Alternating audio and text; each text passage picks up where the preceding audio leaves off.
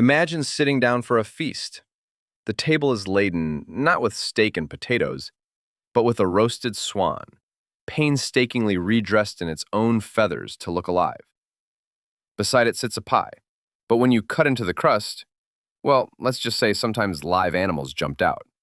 This wasn't a surrealist painting, this was the height of spectacle at a high-end medieval banquet. The food of this era was more than just fuel. It was a bizarre world of performance art, rigid social codes, and survival tactics that feel utterly alien to us today. So, forget what you think you know from Renaissance fairs. We're about to uncover what was actually on the menu, from the peasant's hut to the king's great hall.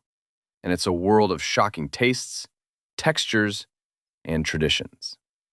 For a huge number of people in medieval Europe, the peasants who worked the land, life often revolved around a single, steaming pot. Day in and day out, food was part of a cycle dictated by the seasons and the harvest. Their diet was built on grains, not the fluffy white bread we know, but coarse, heavy loaves made from barley, oats, and rye. And the centerpiece of their culinary world, a dish called pottage. Pottage was the catch-all term for a thick soup, stew, or porridge, and it was the ultimate one-pot meal. For centuries, it was a staple food made by boiling vegetables, grains, and whatever else was on hand. Picture a bubbling pot filled with sprouted barley, beans, and peas. Into that pot went whatever could be pulled from the garden. Cabbage, leeks, turnips, and onions were common. This wasn't about refined flavor, it was about calories and survival. Meat was a rare treat. While peasants did eat meat, it was far from a daily occurrence and depended heavily on their wealth and where they lived. When it did appear in the pottage, it was usually mutton or beef in small amounts. More often, any animal protein was preserved. Fish, for example, was often salted or smoked, but access depended heavily on geography and a peasant's legal right to fish. A peasant might own a pig or a few chickens, which provided precious eggs or, on a rare occasion, meat that was carefully preserved. The diet was also profoundly shaped by the church. Numerous fast days restricted eating meat, so fish became critical for everyone. But even here, there were some strange interpretations. Some authorities argued that beavers, with their scaly tails, could be classified as fish and were therefore okay to eat on fast days. For the poor, bread was life. But it wasn't just something to eat. It could also be a tool. Before plates were common, a thick slice of stale bread known as a trencher sometimes served as your dish. The name comes from the old French word trancher, meaning to cut. You'd place your food on this bread plate, and it would soak up all the juices. At the end of the meal, you might eat your plate if you were still hungry. More often, at wealthy tables, these soaked trenchers were given to the poor as alms or fed to the dogs. If the peasant's diet was about survival, the noble's banquet was pure theater. This was food as a loud and clear declaration of wealth and power. Here, the goal was to impress. The stars of the feast were often birds, but not the kind we're used to. Swans and peacocks were prized. Not for their taste, peacock meat was actually known for being tough, but for the incredible spectacle. Cooks would painstakingly skin the bird, roast it, and then redress the carcass in its feathers, propping it up to look alive for a dramatic presentation in the hall. But the culinary strangeness didn't stop there. The wealthy ate a surprising variety of animals, though it varied by region. It wasn't unheard of to find porpoise and even whale on the menu in some high-status households, especially in coastal areas.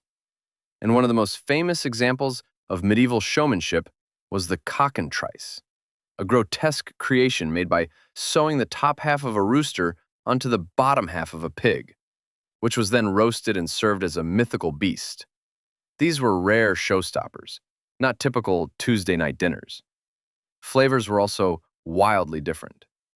Elite medieval cuisine loved to blur the lines between sweet and savory. It was common to find meat or fish mixed with sugar, honey, dried fruits, and vinegar. Spices were the ultimate status symbol. Cinnamon, ginger, cloves, and pepper were imported at enormous cost and used lavishly. They added flavor, but they also added color. Saffron, worth more than its weight in gold, was used to dye foods a brilliant yellow, broadcasting the host's wealth to everyone present. And desserts weren't simple.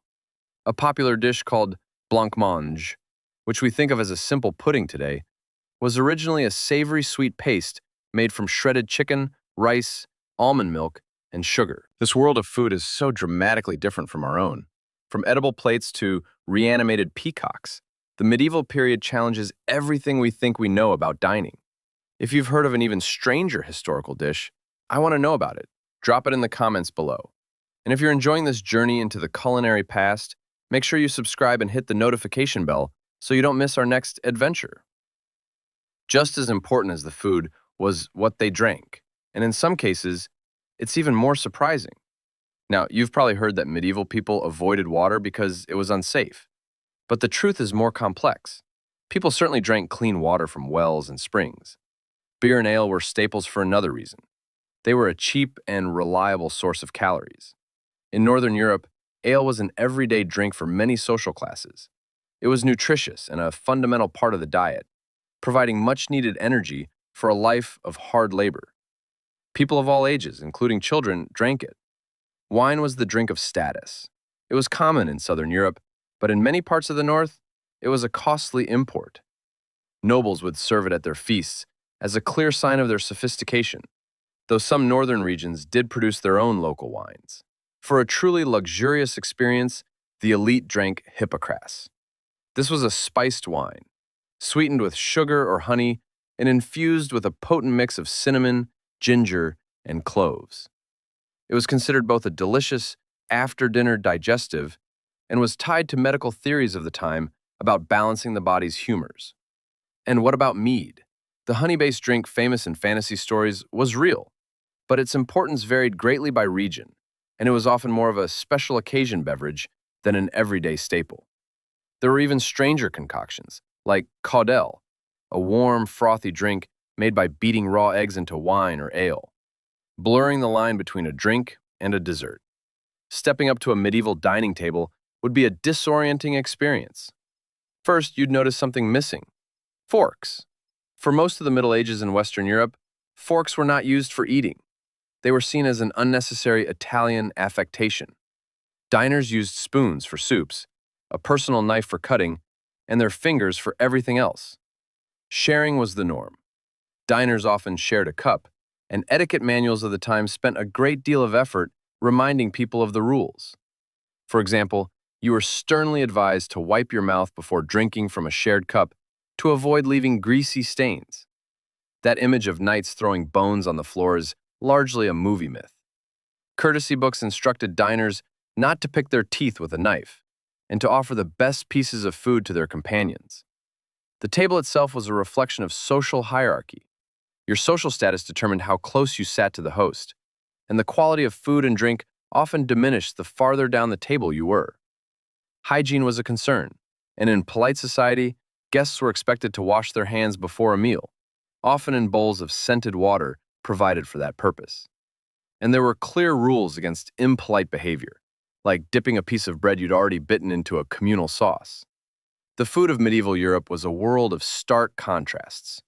On one side, you have the peasant, whose culinary world could be as simple as a pot of pottage and a loaf of dark bread, a diet of pure and sometimes monotonous survival.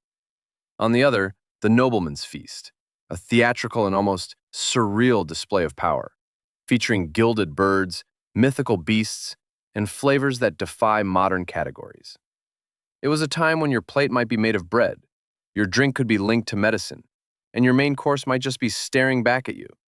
This wasn't just about eating, it was a complex social language, where every bite and every bizarre dish told a story of who you were, where you stood, and the fascinating world you lived in.